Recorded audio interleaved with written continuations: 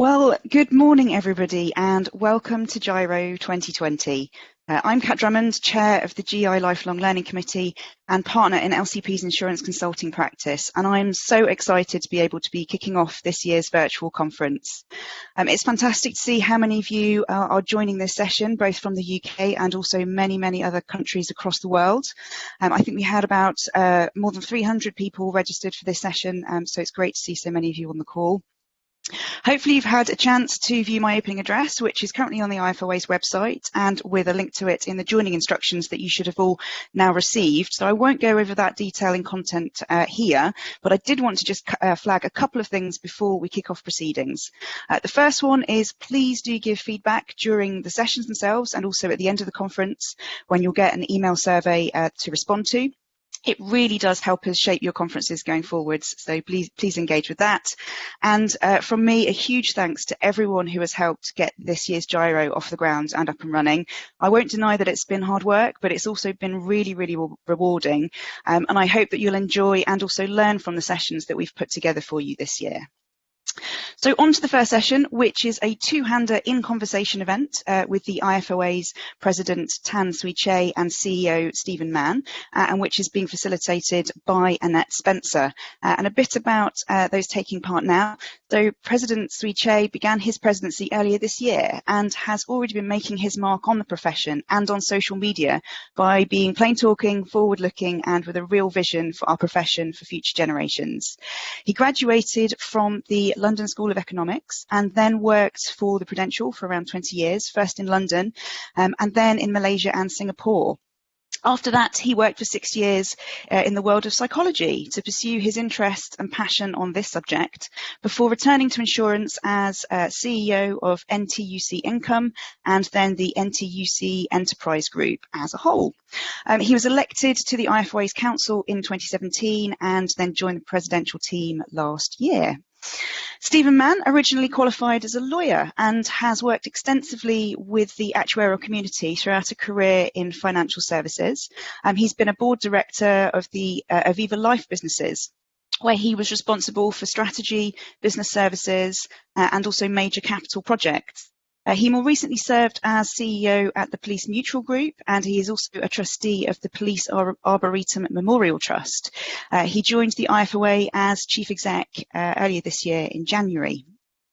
And Annette Spencer has been part of the executive team at the IFoA since 2018 and is the Institute and Faculty's Director of Public Affairs and Research. She leads the team providing research and knowledge, policy and public affairs and marketing, communications and events for members, and is also part of the executive leadership team. So without further ado, really excited to hear the session this morning. Over to you, Annette. Thank you very much, Kat. The fantastic introductions for all three of us, I think. And as you say, I think it's very exciting for us to be the first session in this virtual GIRO conference. So I've got a really simple job this morning. My job is simply to pose the questions. We've got a couple of questions to kick us off, and then I am hoping that all of you who are listening in will be sending me loads of questions so that I can pose them on your behalf to the President and the Chief Executive. So this really is your opportunity to get your questions answered. So hopefully I will start seeing those questions coming in on my screen very shortly. But let's kick off with a question for the President. Suee Chieh. You spoke very passionately back in June at your presidential address about your vision for the IFoA and for the actuarial profession as a whole. And I wanted to ask you at this stage, a few months on, how well do you think we're making progress in delivering against that new strategy? And where do you think the immediate focus needs to be now? Thank you, Annette, and thank you, Catherine. I've heard much about the GIRO conference, but never had the opportunity to attend. But this is a novel way to be engaged with members of the Institute and faculty, and of course, members of the GI community mainly. So to come to Annette's question, I said in my presidential address that a strategy will not be delivered unless we could transform the culture of IFoA and also to lighten the governance arrangements of IFoA. So in that regard, those two items should remain our central focus, because if you could solve those two problems and achieve what we want to do, the strategy will be implemented. Because as I've said and you have read, culture eats strategy for breakfast, and it couldn't be more true than in IFoA. And to answer Annette's question, and I want to take a bit of time to answer the question, maybe 3 or 4 minutes, because it's important. You are our members, and you would be interested in it. I'm pleased that the cultural transformation of IFoA is now on the agenda, but I'm less pleased about its pace. And I want to explain to you what I mean by that. The transformation of an organization or of a body is like a metamorphosis of a egg into a caterpillar, into a pupa, and then into a butterfly. Because we are not talking about incremental change. We are talking about transformational change. And I will talk about language later on, because language is extremely important when we talk about transformation. I believe we are only entering into the larva stage as a caterpillar. And for too long, we have stayed on the egg stage. The egg was hatched, I believe, earlier this year as Stephen joined us in January. But we could have moved into the caterpillar stage in July, August, but we only moved it probably in October, when the executive team went for their executive conference, where I believe important and authentic conversation began. That is important because without authentic conversation, transformation will not begin. And the caterpillar stage is an extremely important one, where information gathering, because as in real life, the caterpillar take as much food as possible so that they can go into a pupa stage, a chrysalis stage, where they figure out what they want to do in the future. I thought that we could be at this stage probably in June or July. But we are here in October. But that is not necessarily negative, because when we talk about time, it is not about chronological time, which is important. It is strategic time. The Greek call it kairos, because what is a -3 months can easily be caught up and become a positive 3 months, because you can reach tipping points and you can have cascading effects, and that would be important, I mentioned about language, because I struggled. I used the word transformation when I ran for my presidency, but but today even our strategy paper calls it a repositioning of the profession. Repositioning the profession is not about transformation. So language is important. Stephen used the word transformation in July and August in his induction program of new council members, and Graham and Louise begin to publicly acknowledge in our council meetings and management board that the governance are not working. If you do not speak authentically, it's hard for us to address the issues at hand. But I do not want to sound too negative, because as I said, the maturation process is a necessary one. There was COVID-19, but COVID-19 in many ways could be the accelerator. But I'm not. I cannot say that my update is that it is going. Everything is still up in play. Everything is still up in play, because the caterpillar stage, things could still go wrong before I go to a pupa, before the real metamorphosis takes place. So we got serious and real work to do, because the opportunity before us and the challenges facing this IFoA and us as a professional body, and the rewards, if we get it right, are very important and serious for a profession. And I believe in that very strongly. So if you like, it is a mixed report card, but I sense that the maturation process is necessary. But we have to pay attention to what we want to do. Otherwise, our VSMD strategy, as well as our member-centric proposition, will be at risk. Thank you, Chieh. I think it's a really evocative metaphor, actually, for certainly as someone who is kind of trying to work through this with both of you. That really kind of does resonate with me, and I think the repositioning of the profession, but perhaps the transformation of the IFoA, is a useful way of thinking about how you're using the language. So thank you very much. That's a great way to kind of kick us off, albeit a bit of a mixed report card. Stephen, I'm going to turn to you now. So Kat mentioned that you joined us as Chief Executive in January this year, and I think it would be fair to say you've had quite an unusual first year as a Chief Executive. So well done for surviving that, apart from anything else. But what I wanted to ask you was really what your first impressions were of the organisation when you joined us back at the start of the year, and then kind of which ones of those impressions have proved to be true, and where have you had to reevaluate as you've got to know us better? Thank you, Annette, and I would like to say by how delighted I am to be able to do a double header with Chieh you all today.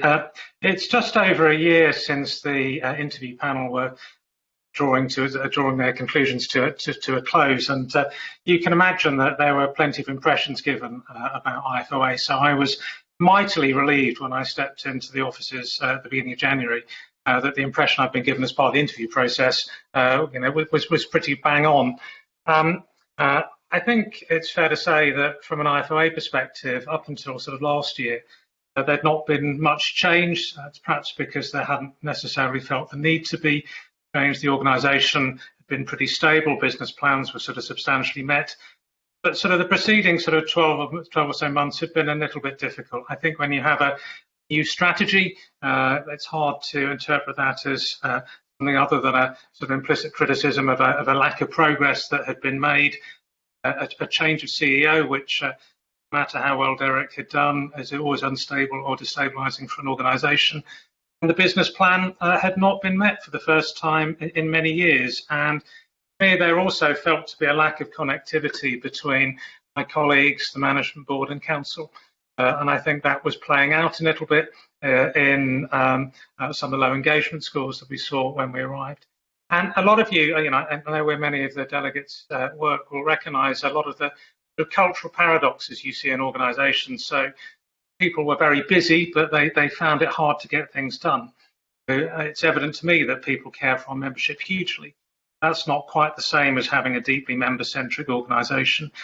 We tend to attract and focus on values-led colleagues, but the values that we had probably weren't the ones that were necessary to deliver the strategy. And we have strong individuals in the organisation, but it's quite a permission-led culture. And there were some good deliveries that had happened over the past couple of years, but that wasn't the perception perhaps coming in. So that was an interesting time to join. And for me, there were also a few bigger questions that needed to be answered, probably directed at what I'll call the business model. We are not for profit, but for what purpose? What is the role of our international strategy? How does that help all our membership? What is our offer? What's our proposition? What's our pitch for members?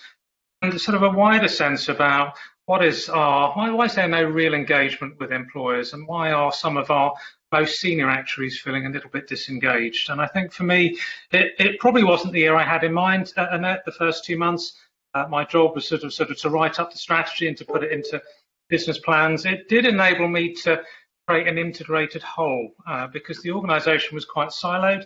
And I think it's given us the ability to operate more as one and to develop some clear outcomes aligned with what Council wanted. So I think we have the right strategy. I think, as Chieh said, I think coronavirus has been a crisis that we've sought to take advantage to.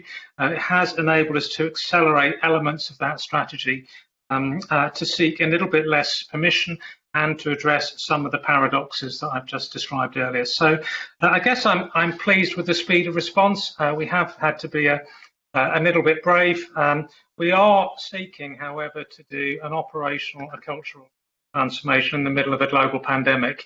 And as Chieh says, I think there will be things that will be running faster and slower in tandem and in sequence. It's requiring quite a lot of dynamic management.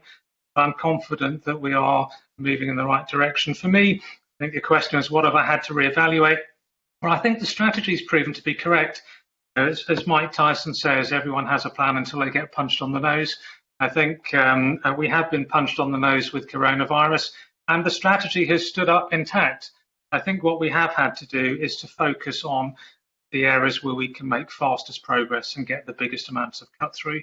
And Annette, as an exec team, we are focusing on the areas that have the biggest leaps and create the biggest impact as well. And we're seeing the connectivity between the strategy, the achievements that we're making, a big pickup in engagement scores that we're seeing as well. So I hope that's a helpful summary just to get things going. Thank you, Stephen. And you're right. I think the things you're saying, particularly about bringing a kind of more holistic sense of how we look at things, certainly I can kind of bear witness to that. I have a sense also that it takes a while for the impact of these things to feed through to our members. So I think hopefully this is interesting for the people who are viewing us, just to kind of understand how we're seeing it and how it's progressing within the organisation. So what I'm going to do now, I've got a couple of questions starting to come in, and I would really just encourage everyone who is out there in our audience, and I can see actually that there's over 200 of you at the moment, so please do feel free to just type in any questions that you've got, because I'd like to get through as many as we can. But what I'm going to do, Suee, is I'm going to come back to you, because one of the questions that we've had is in response to your first answer, and it's asking, perhaps understandably given our audience, what is it that you think that general insurance actuaries in particular can do to help with the changing culture that's needed in the profession? So I think it's kind of asking what can GI actuaries do to contribute to this change? I think at a general level, all actuaries can help by being engaged and by being role model and by being active volunteers. And help in the overall effort. I do not know whether there is an assumption underpinning the question that the GI actuary is different from other actuaries, namely life and pensions. So if you assume there is, and I would not be surprised because I've been to conversations in the Willie Tower Watson's engagement and other engagement, and there could be a sense that GI actuaries are more entrepreneurial, more commercial, partly because of the nature of the area they work in. They are more short-term, innovation comes in more quickly, whereas life and pensions plan over a longer term and has a richer tradition in terms of getting their investment allocation correct, the valuation of liabilities correct. So that could give you a sense that actuaries are slightly different in terms of ilk or bent. And that is not an unreasonable proposition. So GI actuaries, if you are entrepreneurial, which I would say that then you will thrive in what I call in a digital age, in the age of the fourth industrial revolution, and you could be a cutting edge, and that could create new avenues for us to go into new areas of work in data science, health ecosystems, and so forth. That's good. But is everything fine within the GI area in a sense of do customers get the best deal? For example, are there issues in terms of the way we assess risk? Is the systems working well? That I will like to see a response from the questioner, because that belongs to a slightly different area. Because you can thrive within the system because it's a very dynamic system. But if there are issues of, say, risk transfer or inequitable pricing, or benefits which are not benefiting the customers, then it belongs to a slightly different box. Yeah, the systems needs to be improved on, and that is an area where courage, imagination, and judgment is required. But I need a more specific question. I think that GI actuaries, as in all actuaries, you care about the profession is to make ourselves relevant, influential, and impactful at our workplace, so that people trust us and respect us.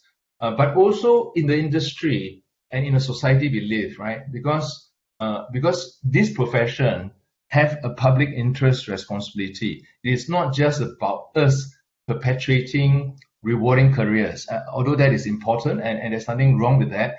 But we also want to make a difference in creating great outcomes. I think there are debates in the UK about pricing of GI products, or whether benefit cover is as intended by the spirit of the contract. In Singapore, when I was in the GI business in NTUC Income, we had something called honest insurance, right? In other words, we pay according to the intent of the contract, not the contract terms, not the fine print, the intent of the contract, not the fine print. Whether it is travel insurance or whether it is car insurance, right? So when the Icelandic disaster took place, for people whose flights are cancelled in the UK on the way to UK, technically we could refuse them because the disaster did not occur in the UK. But clearly the intent of the contract is to cover delay more than 6 months, 6 hours. So that is about honest insurance. I'm less familiar about the situation in the UK, but again, actuaries work in different spaces. You work in a space where you work for a commercial employer. I think then you have to apply it within the system you're working in. But there's a role about outside the system, whether the system is sound. And there's a space which I think belongs to the public interest role of the IFoA. Thank you. I think that's really interesting in terms of the ways in which general insurance actuaries might be different from other actuaries and the ways in which they're the same. But also, I think the very complex challenges with, how you represent consumer interest or the public interest, as we call it, and where the strengths and where perhaps the challenges lie in any of the sectors that our members are working in. So thank you for that. Stephen, did you have anything you wanted to add on that question? No, I think it was very well summarised and well answered, Suee. Okay. So thank you. I've got a few more questions coming in now, but I think we will have time for a fair few. So please do keep them coming to my audience members out there. Stephen, I'm going to come back to you because you talked in your first answer, quite understandably, about the difference, both positive and negative in a way, that the pandemic has had on your first year here with the organisation. And of course, those of us that are in the UK will be very conscious that we had perhaps not the best news over the weekend in terms of going back into a national lockdown. And I know that many places around the world, for our delegates that are not in the UK, are going through the same sort of thing. So I wanted to maybe start with you, and Suee may have views on this as well, but really just to give a sense of COVID-19 and lockdown situations in particular, what you see as the threats and the problems of that, and maybe what are the silver linings and the opportunities, both for us as an organisation and also for our members. Thank you, Annette. And this is a question I could go on for some time, so I will do my best to keep it succinct. I tend to operate with a simple model at times of crisis, which is to have a nice little 2x2 that works out what's critical and what is urgent. And I think when we had the first lockdown in March, actually, it was pretty evident what we needed to do and what we needed to do quickly. And that was to pivot to home working. It was about looking at our events positioning. We had to completely look at our events. This was supposed to be a face-to-face. I would have been speaking on a stage had the world been different. We obviously looked at exams. We were able to offer some of our exams online for the first time in April. We took that decision within 2 weeks that we wanted to explore that, and in September we were able to run all of the exams online. But we've also had to look at our financial model, make sure that we can progress through this year and into outer years, making sure that we take the right decisions for the long term. I guess in terms of the wider question, just picking up sort of Chieh's earlier challenge around culture, I touched earlier on how permission-led the organisation was historically. I think when you have a crisis, that it is ideally suited for sort of quite command and control leadership. And with no apology, I think in March we did put the organisation on a war footing. We tempered the governance to enable us to take decisions quickly. And it became evident to me that that is not a sustainable way of running an organisation in the middle of a pandemic where people are working from home and don't have that strong sense of connection that they would have if they were meeting colleagues in the organisation. So we are working very hard to try and create that sense of connection, to empower people more, to make sure that we develop a clear and meaningful purpose IFoA, so that there is that strong sense of connection. We're investing huge amounts of effort in people development, engagement, and all of those other activities. But above all, we're focusing on the things that will have the biggest impact. And I still apply the critical and important books, but I think that has given us the ability to focus on the things that will give us some cut through moving forward. I think for the actuarial community, one of the things that I have been able to do that I would not have been able to do to the extent possible is to do an employee roadshow, which we've done virtually. I've spoken to nearly 60 employers that employ in total over a third of our membership base. And it's a question I've asked many of them, and the answer is really mixed. I think in some of the more established marketplaces, I think we have seen an increased demand as people are looking for more modelling, and people begin to look at how any source of data might be interpreted, and as companies are looking to sort of strengthen their balance sheets. In other parts of the globe, the market's unchanged. In the Southeast Asia, FRR 17 will still continue to drive a demand for actuaries and so on. So I think it is very mixed. The thing that has shone through, though, is the importance of the strategy, particularly around our lifelong learning offer, that the world is changing very dramatically, and it could look very dramatically different for a number of our employers in 12 to 18 months' time. And the progressive employers I am speaking to are beginning to ready themselves to what the world of work looks like in 18 months' time. And I think the thing that we really need to accelerate is the transformation of IFoA, so that they feel supporting our membership, given that that world is uncertain, and that we need to try and take that forward. So I hope that helps, Annette. I think that's a great answer. Thank you, Stephen. And I certainly, I have found it helps me to focus on where those silver linings and those positive opportunities are, because, you know, some days there are also challenges with it. But as you say, trying to take that longer term view about which of these changes will be permanent in a way, and what are the opportunities that they provide. I think that's a great way to help people kind of stay positive and stay focused on the future. Chieh, anything you would add on the impact of the pandemic in how we're all thinking about these things?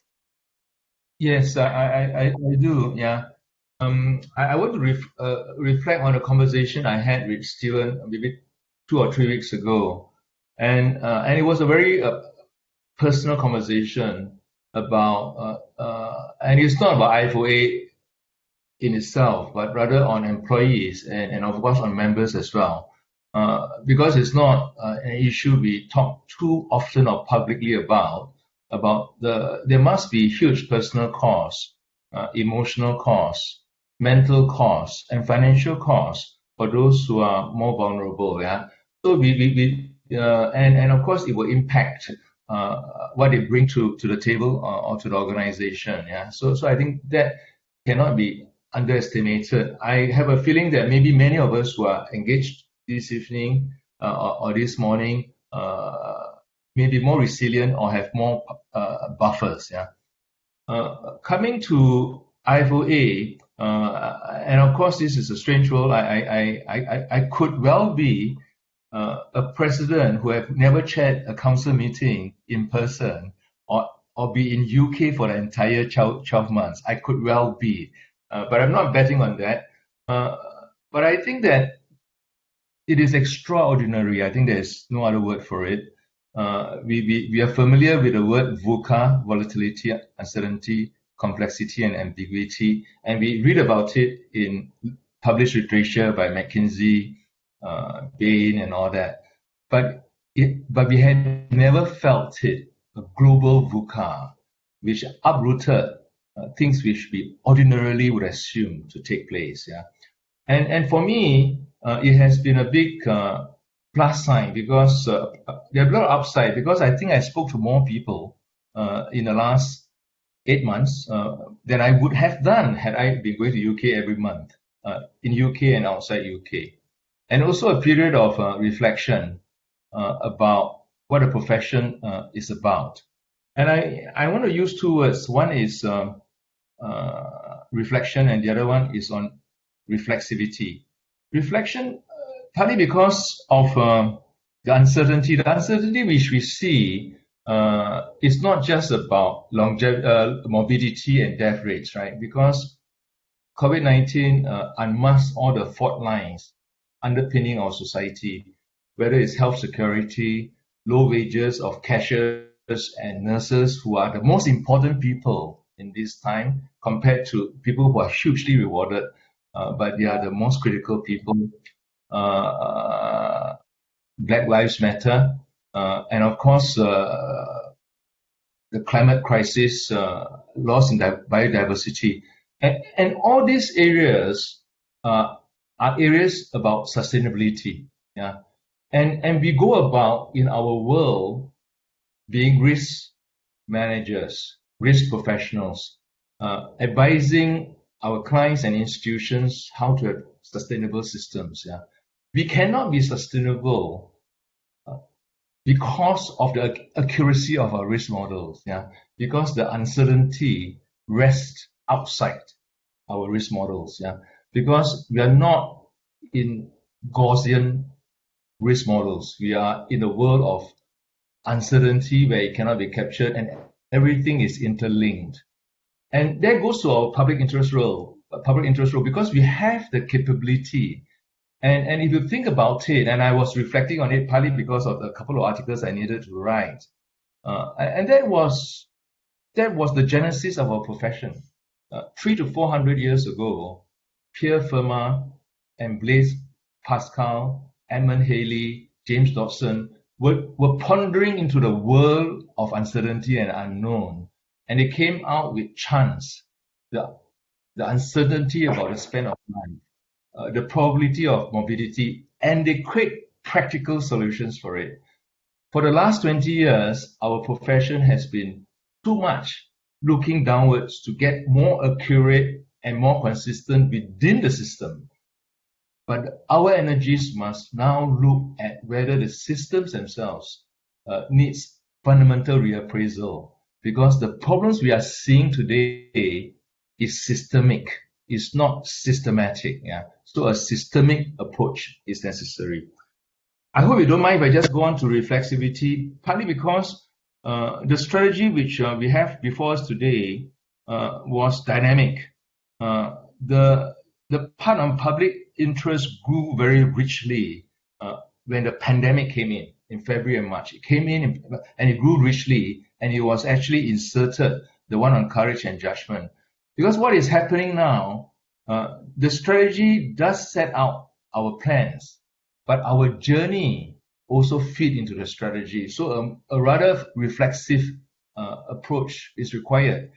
Stephen was given a roadmap, a budget in January, but that budget and roadmap has been thrown away by March, because we are going to a period of uncertainty. Yeah? So I think a real change in mindset is required within IFoA, the institutions which deliver the strategy, but also in terms of the mindset of actuaries working outside. I think there is an opportunity for us to raise our eyes from looking downwards into our calculation, but upwards to see where the ship is sailing and where the stars are. Because I think there's an important part of our history is about that.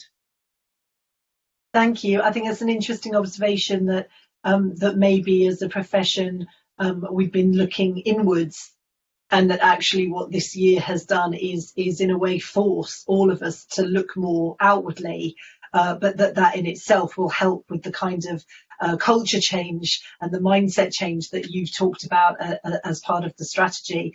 So really interesting answers there, I think, on the opportunities from the pandemic. I'm going to change theme a little bit now, because I've had a couple of questions in. They're slightly separate, but they're both what you might call about our international outlook.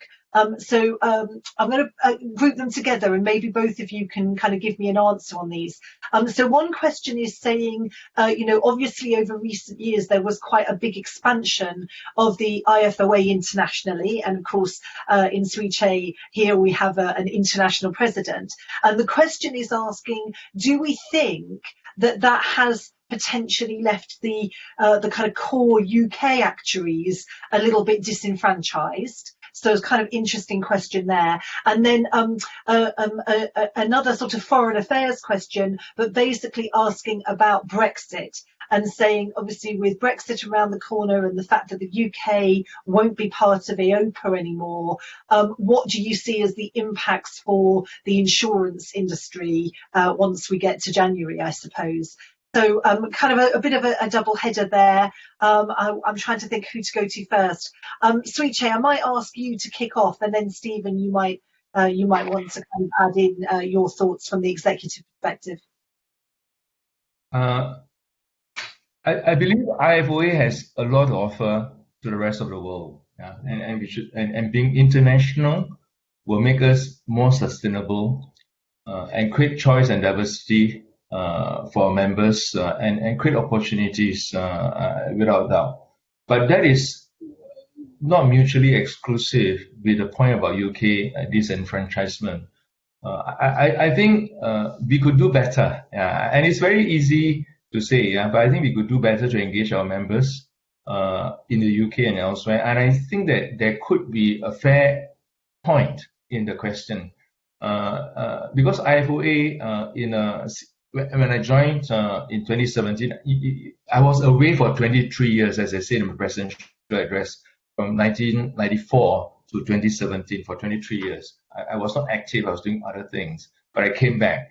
I felt that the world of IFoA I was part of in the early 1990s was a very different IFoA, where there was really a community who gathered and stapled in, and there were big rivalries when one consulting firm came to present a paper, Bacon and Dudrove against Watson, or Prudential against Commercial Union, and people would come, and the whole 2 or 3 days would be a celebration of actual excellence and thought leadership. There would be a council meeting, a dining club, and a paper presentation. It came together, and I believe that the Scottish faculty still has that. But we became more international and corporatist. IFoA become corporatist, and I don't think we can go back to the old world, because at that time we got 1,500 actuaries, or 1,600, 50 in South Africa, 50 in Australia, and 1,005 was in York, Birmingham, Edinburgh. Not Edinburgh, because Edinburgh was not part of Institute of Actuaries. Bournemouth and Dorset and all that. All these locals were communities, But today we got 10 times the size. Right? Got about 14,000 fellows, or 9 times the size. So it's not possible. But I think we must capture that spirit back. But at the same time, we still need very able and effective and competent professionals to run our functions. And the trick is to do both well. I think the disengagement of UK actuaries are real, because when I saw the literature and the focus and the energies, because leaders are judged by what attention they give to, the way they pay attention to things. If they don't pay attention to if they had not given a speech on the importance of membership, if you're the CEO or the president and you do not say that, then membership is not important. But if you're talking about Asia all the time, on a flight to Asia all the time, then Asia is important. This is people know it consciously or unconsciously, right? So I think it's important, but let us not dwell too much in the past, because I feel there's a genuine partnership, and I tell council members, in my time, it is very rare for the president and the CEO and the chair and the president-elect and the immediate prime working so closely together, which we have done since Stephen joined in the last 9 months. Stephen is, in my time, that's quite a rare occasion in my time to be so aligned. So the opportunity for us is to respond to this inflection point. So but UK should not retreat, but that is, I'm speaking as someone who loves the UK, right? I grew up in an English school. I went to Malaysia, I got my first correspondence from IFoA 45 years ago in 1976. I still got an examination handbook, which doesn't have general insurance and have operational research. That was 45 years ago. So this is, and there will be an element called politics, which government will decide. But as far as IFoA is concerned, it should remain international. You have a lot of supporters and people in Asia, in India, in Africa. Stay engaged, and the time will come when things will be aligned again. So that is my encouragement to my British friends. I like the way that you have literally kind of answered both questions with the same answer there, in terms of encouraging the UK as a whole and our UK members to kind of stay connected and understand the contribution they can make. Stephen, I don't know whether you want to say anything more specifically about Brexit, perhaps, or whether you have anything to add in relation to UK members, to what Suee has had to say. I'll deal with the latter first. I think it is a fair challenge about disengagement. I think it is unfair, though, to put that at the door of our international growth. I think what we have not made the case for, and I touched on this at the outset about not being clear on what our business model is, which is to be able to offer the range of services and support that we want to. We do need to have a wide and diverse membership base. I think the other thing that has really struck home from all of those conversations with employers is the increasing global marketplace, and having an international presence is really important. I am pleased this year that we have started work on defining the international strategy more specifically, so we're clear why we're doing it and what results we expect to see as a consequence, and what costs and benefits all our members will expect to see from that. So again, I'm promising things in the future, but that work has been done. The other thing which I have a huge amount of sympathy for our UK members on is that we've not yet fully developed our proposition or offer or pitch for you, and that is work that we have kicked off. We're having a first pass at council later this month. Talk about that. But I think only if we get that proposition, that pitch to our UK members right, will that feedback begin to turn. And Brexit is a complicated matter. From an IFoA perspective, we remain committed to working with the European institutions and our sister actuarial bodies across Europe. Where possible, we'll make sure that our members can benefit from the influence that we are still able to obtain. I think that's probably all I want to be able to add to that one, Annette. Yeah, no, thank you, Stephen. I think, I mean, hopefully many of the people listening in will know that we are remaining members of the Actuarial Association of Europe, for example, and I think, that and other channels will still give us a way to understand and to interpret what is going on in the sector more generally. And on the UK members, I did just want to say that I mean, obviously I'm quite involved in some of that work on the propositions, but I think it would be good for our UK members to know that this year we've really started talking about the UK as our largest market and trying to think about it and focus on it in the way that we have focused on other markets around the world. And my hope would be that in doing that and thinking about all our markets in the same way, our UK members will start to see some of the evidence of that come through. So thank you both. Really, really great answers on that kind of international affairs sort of section of the questions. I think I've probably got time to try and squeeze a couple more questions in. If people do still have questions they want to send through, please do. Chieh, I think this next question is probably for you mainly. So it's a question asking about whether you could say a little bit about what the Actuaries for Transformational Change group are doing. And the person asking the question is also saying, how can people get more involved with that if they're interested in doing so? And how are you making sure that the group is kind of properly representative of the membership as a whole?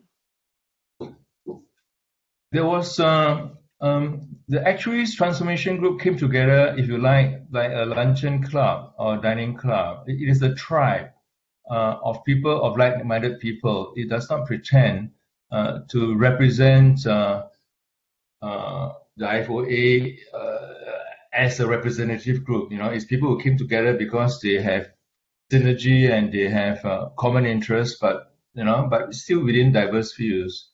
And we have discussion about whether we want to widen our membership. There are a group of adult actuaries who want to test their ideas against each other, who agree that we could be more influential as a profession. It's all in the charter, and we will do things which are consistent with the Actuaries Code.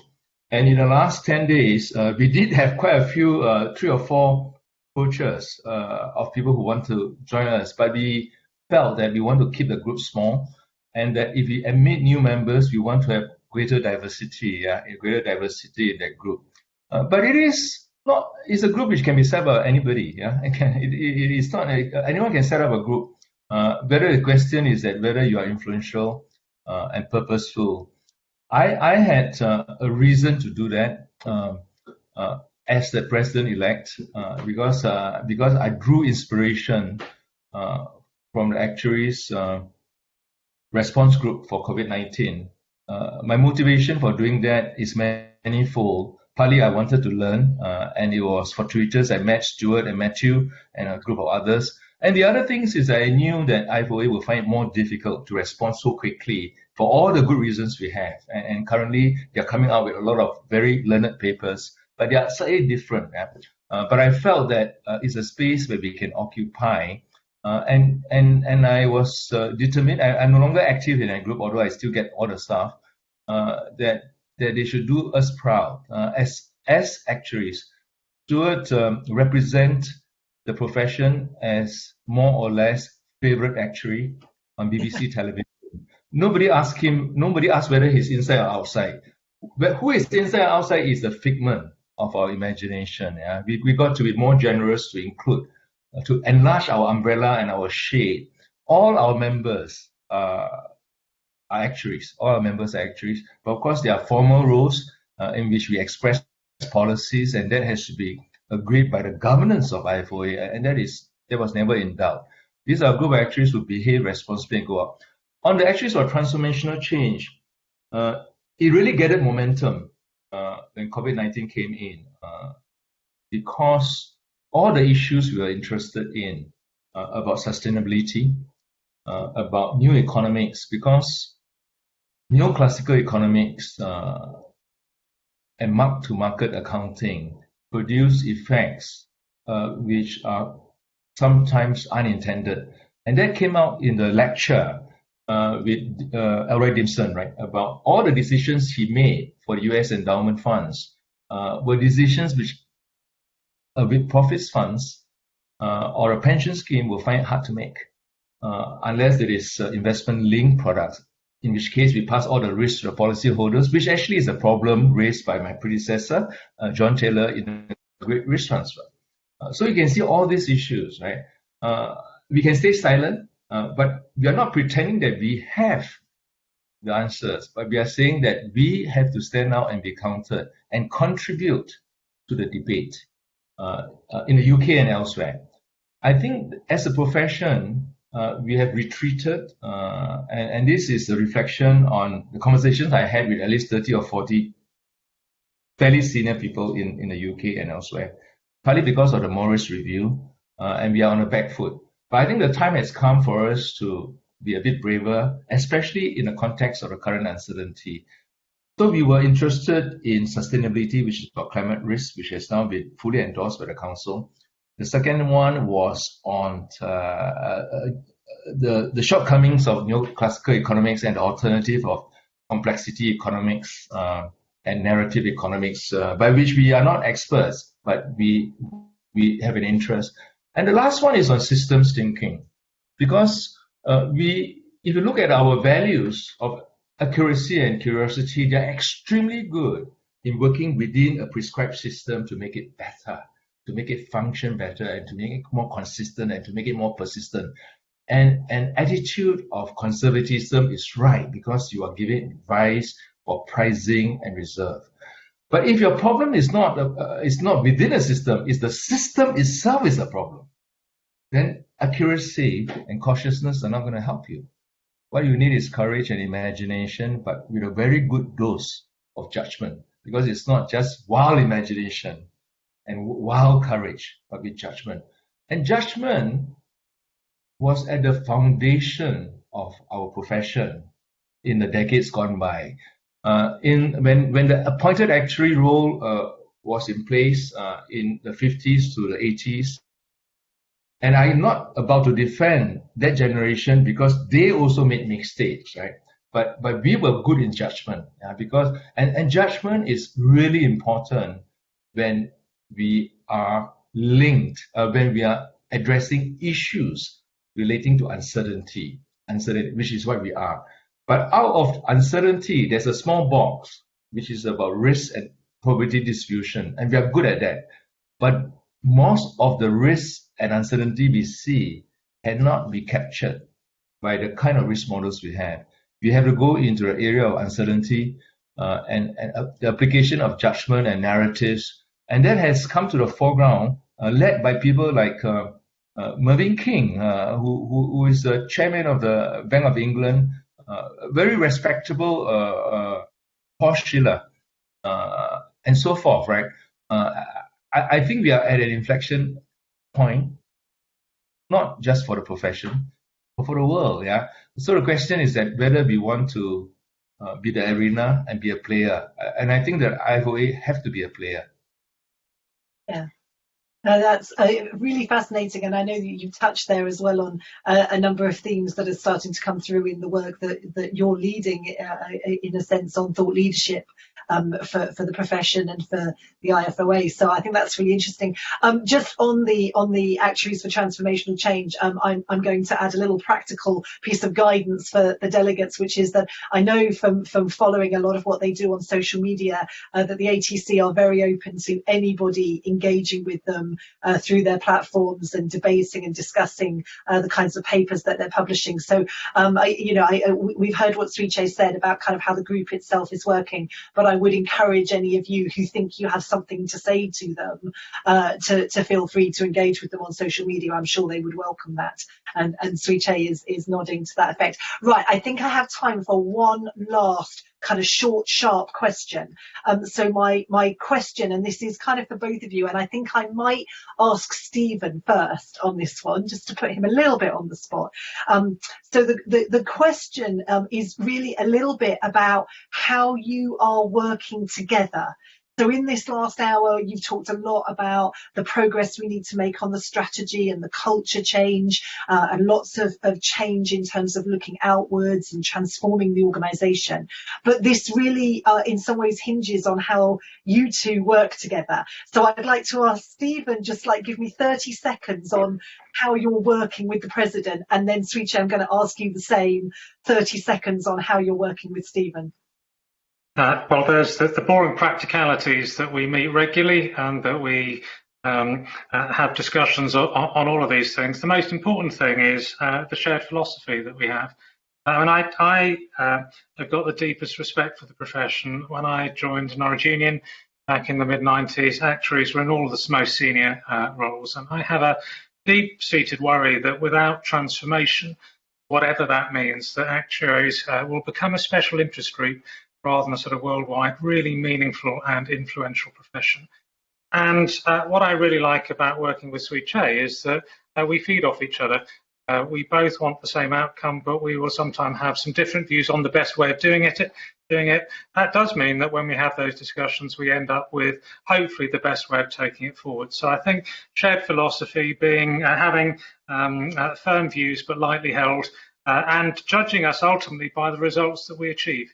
And I think the thing I valued most is this is a really unusual time to be leading an organisation. Nothing feels certain, so having a strong personal relationship with the chair of the management board and the presidential team is absolutely essential for the CEO to begin to deliver some of the things that we want to see over the next 12 to 18 months. That sounds very positive. Chieh, how is it for you? I echo all of Stephen's sentiments, and I welcome him as the president, as the CEO, and he is extremely important. He and Graham are extremely important. By this time next year, I will be the past president, and in another year I would be a member. And we have a very collective leadership arrangement, which is good and bad, because it produces very consensus type outcomes, but it may not be decisive or visionary. So it is extremely important that Stephen and Graham really carries the baton into the future years. And I'm very well supported by Louis. We have convergence, and I hope the next president would be. So there is an issue about governance and how this will work out. But from a one-to-one relationship, Stephen is the CEO.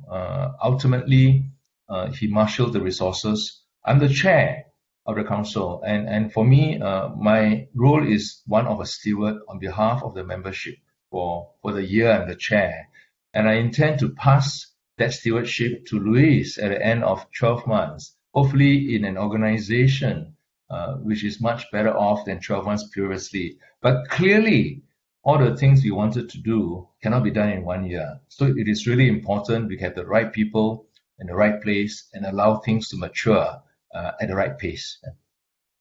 Thank you, Chieh. I would say that that last answer, as well as your whole discussion over the past hour, has really reflected how well both of you are working together. So we are pretty much out of time now. So on behalf of all of the people who have been listening in, which is definitely well over 200 people who've been on the session so far this morning, on their behalf, let me thank both of you, both for giving us your time and also for speaking so candidly, which I think both of you have done, and I guess also for taking that very important slot as being the first event to kick off the virtual GIRO conference. I have just one housekeeping message for our delegates, which is to say hopefully you are already booked up for lots of the other GIRO sessions that are going to happen over the next fortnight. But if you haven't booked in for very much, or you want to find out what else is available, please do visit the website, and you're welcome to sign up for as many sessions as you want. And in particular, starting in about 60 seconds time, there is a pricing workshop. So I was under very strict instructions to make sure that I finished before 11, so that those of you who have got to head to the pricing workshop can do so. So thank all of you for attending, and thank you again to Suee, Chieh and Stephen.